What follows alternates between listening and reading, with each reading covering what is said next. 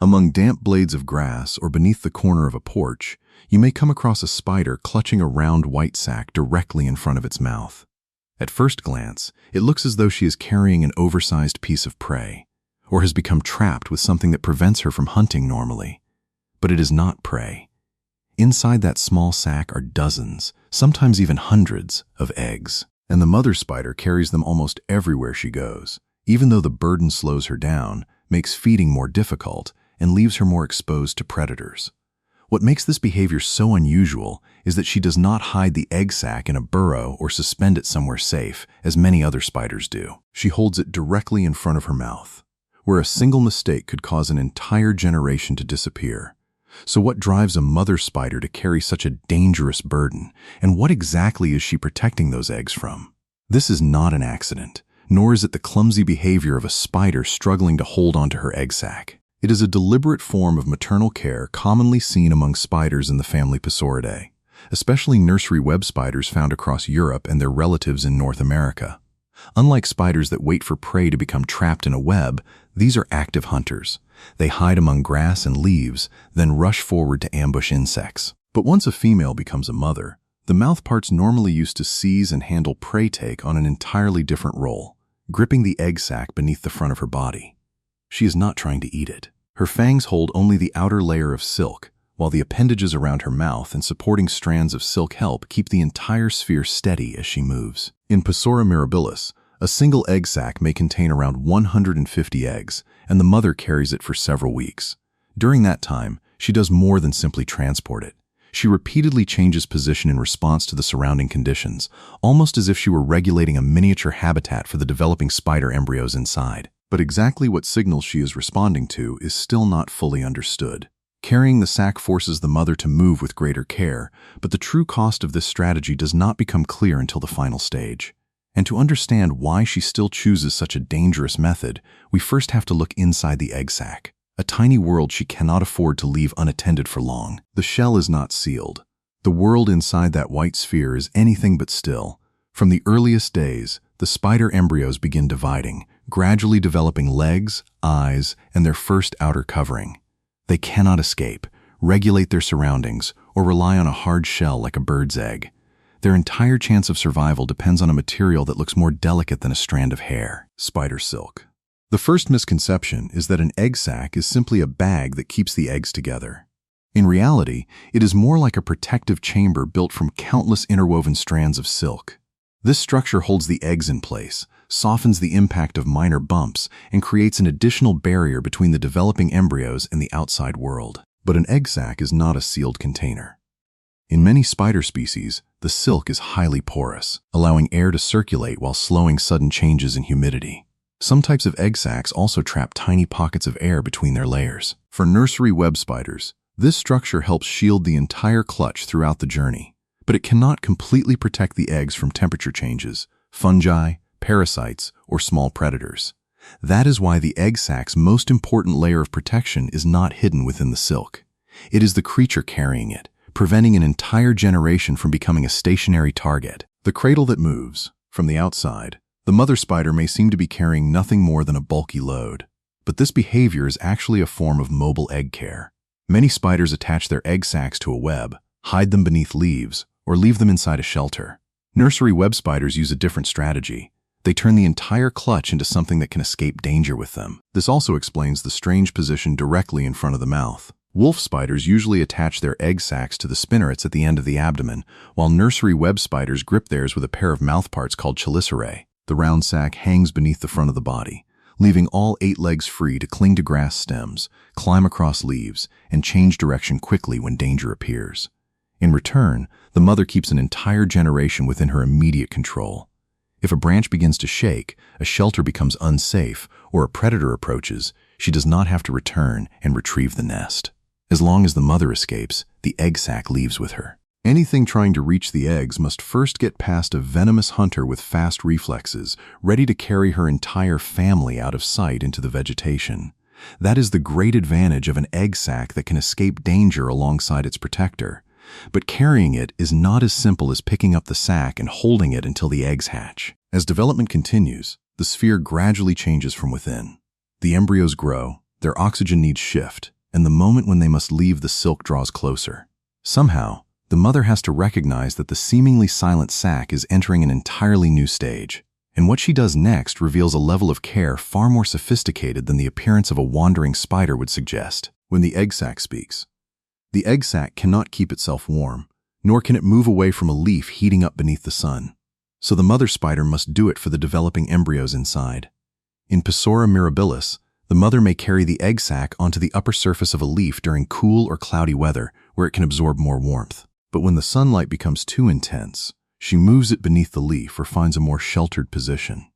These movements are not random wandering. They alter the amount of heat the egg sac receives throughout the day.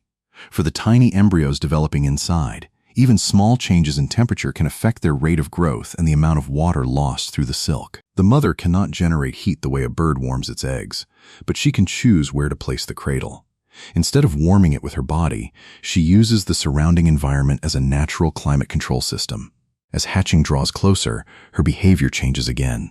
She begins appearing more often on shrubs, grass stems, or clusters of leaves capable of supporting a structure made of silk. She seems to know that the period of carrying the sac is almost over. But how? She cannot see through the layers of silk. Perhaps she senses tiny movements, changes in tension, vibrations, or a chemical signal coming from within. So far, the exact mechanism is still not fully understood. What is certain is that the mother does not set the egg sac down at random. She waits for a very specific moment, finds a suitable location, and begins building something a hunter that does not use a web to catch prey would seem to have no need for. The trap that isn't meant for prey. Nursery web spiders do not rely on webs to feed. They hunt with their legs, their reflexes, and sudden lunges through the vegetation. So when the mother begins releasing strands of silk, pulling leaves closer together, and building a small tent-like structure, it is easy to assume she has switched to constructing a trap. But no prey is being waited for here. This web is being built for her young. The mother hangs or secures the egg sac within a three-dimensional silk structure, usually anchored to grass, leaves, or low branches. This is the nursery web itself, the structure that gave the entire group its name. After being carried throughout development, the egg sac now rests inside a larger silk chamber, where the spiderlings can crawl out, cling to the threads, and gather into a small cluster before stepping into the outside world on their own. So setting the egg sac down is not an act of abandonment. It is the transition from a moving cradle to a fixed nursery. The silk web lifts the young farther from the ground, provides countless points of support for bodies that are not yet fully developed, and creates a barrier that makes it harder for predators to reach them directly. In many species within the family Pasoridae, the spiderlings remain in the nursery for several days, sometimes until after their first molt, before dispersing. And the mother still does not leave. She stays on or close to the silk shelter, holding her position like a guard at the gate. A creature that normally lives alone now spends the final days of its reproductive journey standing watch over a crowded mass of spiderlings beneath her. Even more surprising is that nurseries like these are not always hidden deep in the wild. They may be built right on shrubs, fences, or patches of grass that people walk past every day.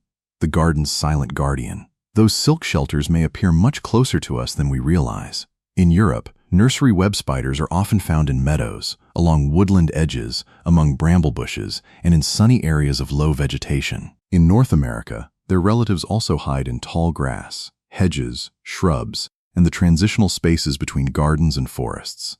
A tangled cluster of silk near the top of a grass stem, with dozens of tiny dots gathered inside, may actually be an active nursery. Its appearance can easily make people think the plant is being damaged by insects or that a dangerous spider has just built a nest. But nursery web spiders do not eat leaves, drink plant sap, or use these silk shelters to trap people. They are insect hunters. When they are not caring for eggs, they ambush flies and other small arthropods moving through the vegetation, helping keep the garden's web of life in balance. Agricultural extension sources in the United States classify them as beneficial predators and do not consider them a significant threat to humans. So if you find a mother spider standing beside a silk nursery, the best response is usually to leave the area undisturbed for a few days. Do not poke the egg sac, spray chemicals, or tear apart the silk simply because it looks messy. The spiderlings will not remain together like an army forever. After their early stages and first molts, they begin dispersing to live alone, while the nursery slowly fades into a few empty strands between the leaves. But before that moment of separation arrives, the mother must complete one final and crucial act, an act that reveals the egg sac was never merely something she carried, the cost of the cradle. By the time the mother begins building the nursery, what lies inside the sac is no longer a group of motionless eggs. The spiderlings have developed and are waiting for the moment when they can leave the silk. As she stretches threads between leaves and grass stems, the mother continues holding the egg sac in her jaws. Only when the nursery structure is ready do the young emerge, crawl onto the web, and gather into a small cluster. They do not disperse immediately. During their first days, the silk shelter gives them a place to cling, molt, and avoid many of the dangers waiting below. This changes the entire meaning of the white sphere carried in front of her mouth. It is not simply a container for eggs, but a cradle that must remain protected until the exact moment it can be transferred into an entirely different kind of shelter. The mother must coordinate carrying the sac, choosing a location, and building the nursery with the development taking place inside layers of silk she cannot see through. But this advantage comes with a severe trade-off. In Pisora mirabilis, the female carries the egg sac for about 3 weeks and is believed to do very little feeding during that time. The mouthparts that once restrained prey are now occupied, and the body of a wandering hunter temporarily becomes a transport system for the next generation. Even afterward, instead of immediately returning to the hunt, she spends additional time guarding the nursery. So the egg sac is not held in front of the mouth because the spider has nowhere more convenient to carry it. That position gives her the greatest possible control over her young, at the cost of speed, feeding opportunities, and sometimes weeks spent in a state of near starvation. The white sphere that looks like a burden is actually an entire nursery in motion, and the creature behind it is no longer simply a solitary hunter, but the final line of defense between hundreds of unborn lives and the dangerous world outside. The egg sac held in front of her mouth is more than a sign of protection. It shows how a spider can change nearly every part of her way of life to carry the next generation through its most vulnerable stage. Among the grass or on a low leaf, the white sphere that once looked like prey can now be recognized as a cradle in motion. As hatching approaches, look for tangled clusters of silk stretched between grass stems, with many tiny dots gathered inside and a larger spider standing nearby. It may be an active nursery still under guard, not an abandoned web. After a few days, the spiderlings will disperse. Some may release fine strands of silk and let the wind carry them elsewhere, beginning solitary lives without ever seeing their mother again. An entire journey of prolonged care ends in a moment that almost no one notices. But science still does not fully understand what signal tells the mother that the young inside are ready, and that the time has come to shift from a moving cradle to a silk nursery. Is it movement, vibration, a chemical scent, or some tiny change in the tension of the silk? Have you ever seen a spider carrying an egg sac or a cluster of spiderlings in your garden? Share what you observed. Subscribe to the channel to keep exploring the secrets still hidden in the familiar world around us, where sometimes even a tiny cradle can change the way we see nature itself.